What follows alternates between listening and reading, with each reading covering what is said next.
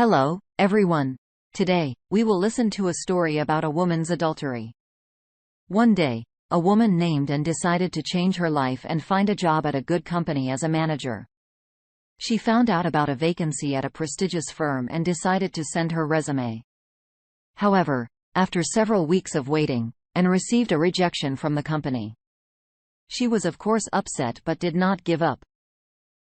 She began to self-develop and improve her skills to increase her chances of getting the job she wanted.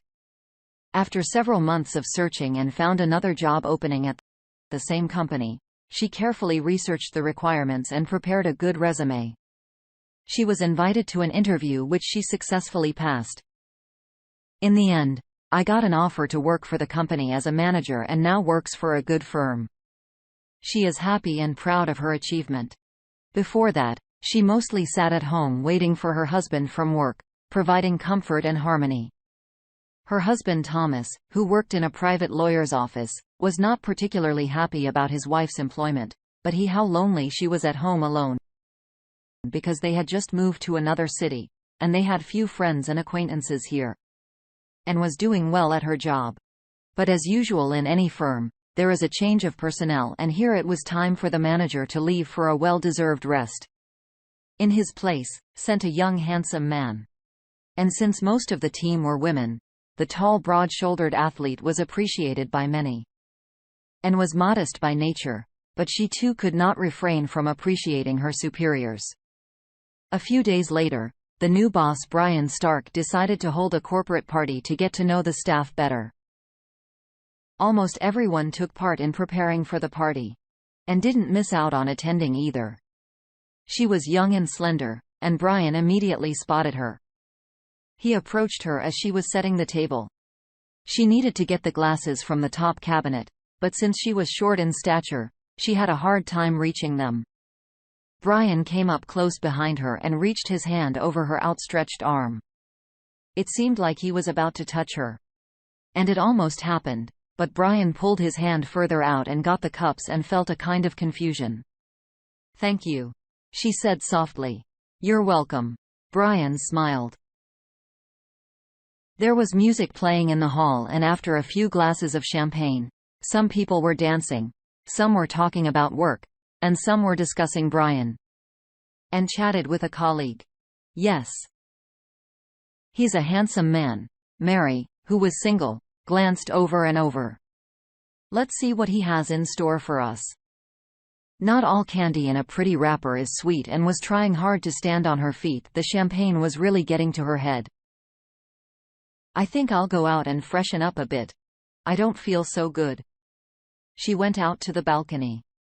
To her surprise, Brian was already there smoking and talking to someone on the phone. Somehow, she hadn't noticed him coming out. In anticipation of future developments, and decided to return to the room. "There's enough room in here for two." Brian's voice stopped her. "I didn't mean to disturb your conversation, Mr. Stark. Please call me Brian. It's not like we're on the board of directors." He moved closer to her. Suddenly, she felt his hand on her shoulder. She felt hot. And the champagne made her even more. The champagne made her even more tipsy. "I don't feel good," and try to stop the situation which was taking on a non-work nature. "Can I give you a ride?" The suggestion sounded harmless, and after some deliberation and agreed. It was already dark enough. The car drove at a low speed along a poorly lit road. Houses and trees flashed by. The sky was clear and the full moon was shining. And sat in the front seat trying to see her house, but they kept going and going. Then she saw that they were going in the wrong direction.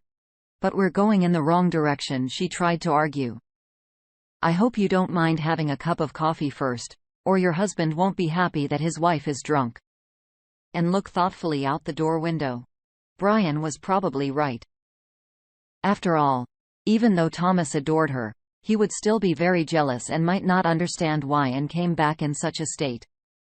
And without even telling his that there was a corporate party going on at work. "I guess you're right," she whispered. Brian looked at her with his head turned slightly toward her and touched her cheek. After a while, they arrived at Brian's house. "When we going to have coffee?" and was frightened. "Yes. My coffee at home is very wonderful. It's more invigorating than anything else," smoked the man. The night passed like the blink of an eye and woke up in a strange bed.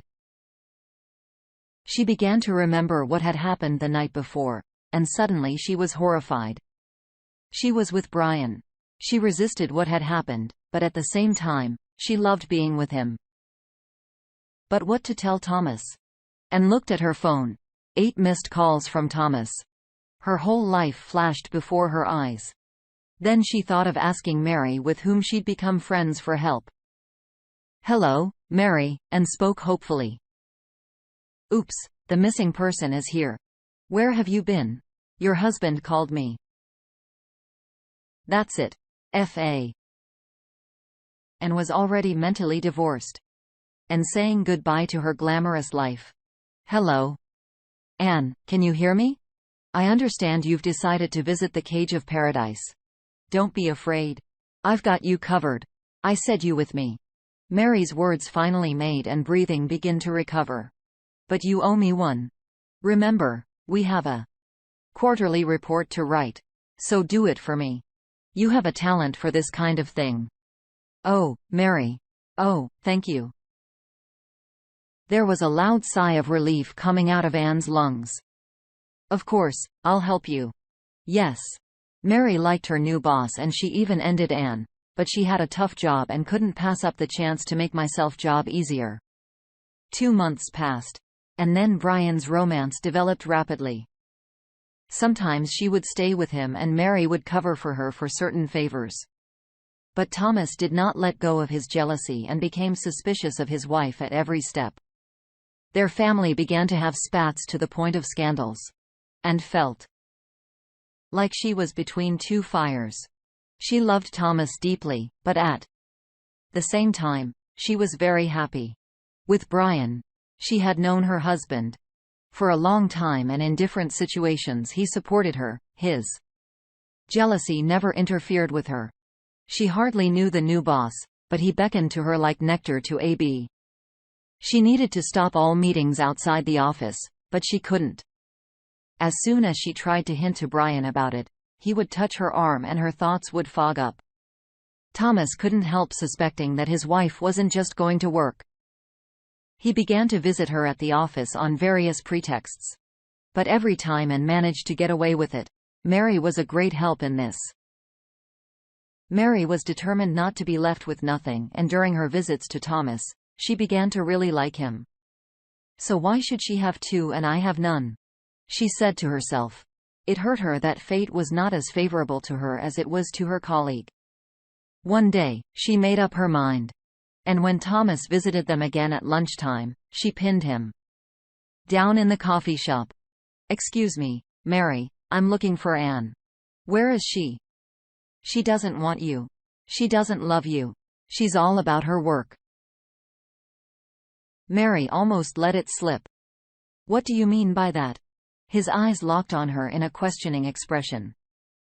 She tried to dodge the answer, but she didn't want to let Thomas go either. Yes. And the prospect of a personal slave suited her. But no matter how she went about it, she couldn't have it all at once. A choice had to be made. Mary filled her lungs full of air and tried to distract Thomas. Without thinking anything of it, she clung to him with a firm kiss and hugged him as tightly as a boa constrictor to his prey. A dazed Thomas didn't immediately realize what was happening. For a moment, he even responded to her. But a few moments later, he pulled the girl away from him. "What are you doing? Are you out of your mind?" He pushed her away and walked out of the room. "Thomas, she didn't quite know what she'd done," Mary said after the man left disappointed. She stood still for a few minutes, pondering the course of events. Images of what had happened over the past 2 months flashed through her mind. Anger and passion overwhelmed her. She had to do something, but she could not know how to begin. This evening Thomas came home late and came home early. He came in from the hallway into the kitchen and stopped in the doorway to see his wife sitting at the table with a cup of tea in her hands. She was looking at him as if she wanted to ask him something but could not say a word. Her terrible secret was stuck in her throat in a sharp lump. Thomas was silent. He just stared at her and did not leave the doorway. Their silence was disturbed by a phone call. Anne. Anne. Mary shouted into the receiver. There's been an accident. Her screams were interrupted by sobs. Her screams were so loud, even Thomas could hear them. Mary, what has happened? Don't shout, say it calmly. Mr. Stark. He's in the hospital. He was shot. Ah. And froze at what she heard. She only looked at her husband, who had decided to sit down at the family table after all. He was surprisingly calm, and hadn't seen him like that in a long time. He seemed to have lost all emotion. He just kept looking at his wife. Jesus. Thomas. Did you hear that? Mr. Stark, he was shot. She put the phone on the table. Yes. I'm aware of that. We've already heard from the police. Thomas' silence finally broke. But how? Who could have done this? And looked at the table at a loss, as if she were trying to find an answer? For some more time, Thomas was silent again, as if observing his wife's reaction. He examined her every movement, trying to catch the slightest hint that would help him know everything about her outside the house. That would help him see what was in her soul. A robbery, they say. And he is in serious condition, he said, stretching the sentence a little. I want to visit him. Will you come with me? And pretended to be an innocent sheep, pretending to be just a caring employee. Even though she was so anxious to see Brian, even if it was just for the last time. She couldn't believe it was a robbery. When she left, everything was fine. Brian, and Mary was still in the office. Oh, my God. Was it really Mary? I mean, she was jealous of him. She really liked him from the beginning, but he chose me. And thought, so are you coming? Snapping up from the table, and asked her husband again. No need to go. So much the better, it will be quieter, she thought, and grabbed her jacket and ran out into the street. It was only now that tears flowed from her eyes, when number one was watching, that she could cry. It was a shame for her to lose such a man. She caught herself thinking that she wanted a divorce and to be free. Free with Brian. But now it was too late. Too late. As she sat behind the wheel, and tried to get the key into the lock with her trembling hand, but it wouldn't work. She leaned against the steering wheel, sobbing loudly. She slapped the steering wheel with her hands several times, then with a deep sigh repeated the manipulation with the key. The car started and drove off, at which time a heavy downpour began, but nothing could stop her. Overwhelmed with thoughts of Brian, she pressed harder and harder on the gas to get to him. Visibility on the road was poor, and the windshield wipers couldn't keep up with the raindrops. Her tears also made it difficult for her to see anything. Suddenly, out of nowhere, the headlights of an oncoming car came on, speeding right at her, and started to brake, but the brakes didn't work. And then lights flashed before her eyes. She heard the barely audible words of the ambulance staff. She saw them carrying her down the corridor, and again, silence and darkness, and wakes up in a hospital room. Sitting by her bedside was Thomas. A white robe was slung over his shoulders, and he was looking away into the void. When Thomas heard his wife move, he turned his gaze to her. How are you? How are you feeling? And could not answer at once. Her throat was dry. She wanted to drink water. Thomas understood and handed her a glass. I told you no need to go, but you didn't listen. I just wanted to visit him, she said quietly. Mary was with him. Why were you so eager to see him? And didn't know what to say at the moment. She was overwhelmed with feelings. She didn't even know how to answer her own questions. She was completely confused about her actions and thoughts. She just wanted to run away. At that moment, Mary entered the room. Her face portrayed sadness and misery. "And how are you?" her friend asked. "How am I? How am I? Why is everyone picking on my well-being? Can't you see Thoran?" She realized what a mistake she had made when she succumbed to Brian's law. And now she was tormented by the fact that there was nothing she could do to change it. It was too late. Too late for her, and especially too late for him. How is he? How is Brian? As she waited for Mary to answer and realized something was wrong. The pause, which seemed eternal, was interrupted by Thomas's answer. He looked at her again as if he were trying to see inside her. "He is dead." It sounded dry and insensitive. Everything blurred before the eyes of the already wounded girl. Was this really the end? She didn't even say goodbye to him. After a moment's silence, and dared to ask the question that tormented her. "Tell me the truth, Mary. Did you shoot him and didn't care about anything else?" She realized that Thomas knew, or at least guessed, about her relationship with Brian. Mary's face contorted with bewilderment at those words.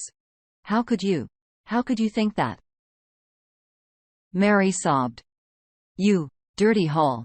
With those words, she ran out of the room, slamming the door loudly, and still didn't understand. Was she right or wrong? Or was she wrong? After all, there was no one else to hurt him. Or she looked at her husband, who was sitting perfectly still in his chair, expressing no emotion, just staring intently at his wife. He stood up and leaned toward her. "And you are so naive. It wasn't Mary's fault." He whispered in her ear. "You know the truth, don't you?" Thomas pulled away slightly to look into her eyes, which were now overflowing with terror. He smoked and leaned into her ear again. "I saw you in his office when I came to see you. Anne. Oh, Anne. Believe me, he wasn't in as much pain as I was." Thomas Leslie returned to his chair and stared at his wife again. "Did you? How could you?" "I'll tell the police everything." Sir Thomas put his finger to her lips. "You won't tell. You can't prove anything. My little Anne, and the car? Is that you too? Why did the brakes fail?" "I remember. Did you want to kill me?" She was having trouble breathing. She began to choke. Thomas stared at his wife again for several seconds in silence. "No. And remember, you were so anxious to get to him. You have to be careful what you wish for." He slowly rose from his chair and continued to choke. From the corridor, the paramedics could be heard rushing to help. Thomas, without saying a word, left the room, walked past the garbage can behind the door, from which the hoses controlling the brakes were sticking out. Dear listeners, your support is very important to us. If you like our story, please like, comment and subscribe. It's very motivating for us.